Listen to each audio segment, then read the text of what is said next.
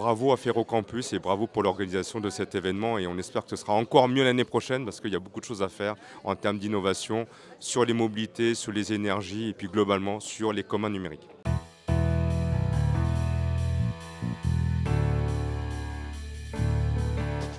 Alors mon mission, c'est de développer le chiffre d'affaires du port de Bordeaux, enfin dans toutes les activités du port de Bordeaux. Alors bien sûr, il y a les activités traditionnelles et historiques de développement du trafic maritime, mais il n'y a pas que ça, il y a aussi la valorisation des espaces fonciers du port.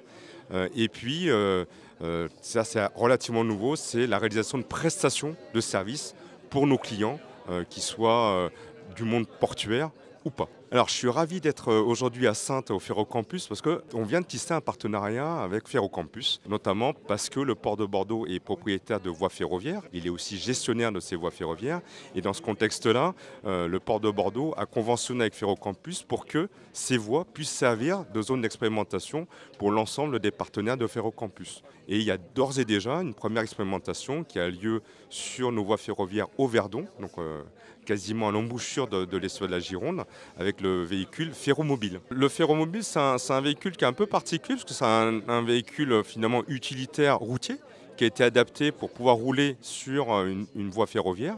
L'entreprise Ferromobile cherche à le faire rouler dans des conditions optimales, dans un réseau fermé aujourd'hui, pour éviter de rencontrer des obstacles. Du coup, de développer au maximum les capacités du véhicule, donc le faire rouler vite, le faire traverser des embranchements, des aiguillages. Voilà où on en est un petit peu aujourd'hui. Donc l'expérimentation est prévue pour poursuivre jusqu'à fin avril.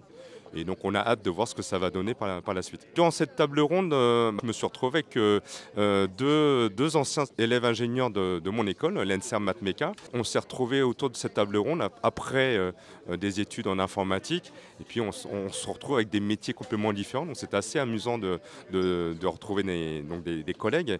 Et puis finalement, le fait d'avoir fait l'ENSERM Matmeka nous a aussi permis de nous ouvrir au monde du logiciel libre. Et donc globalement au monde de l'open source. C'est pour ça que assez naturellement le sujet des communs numériques a été abordé. Pour nous, ce n'est pas quelque chose de complètement nouveau, c'est une prolongation de ce qu'on a déjà vécu dans le monde du logiciel.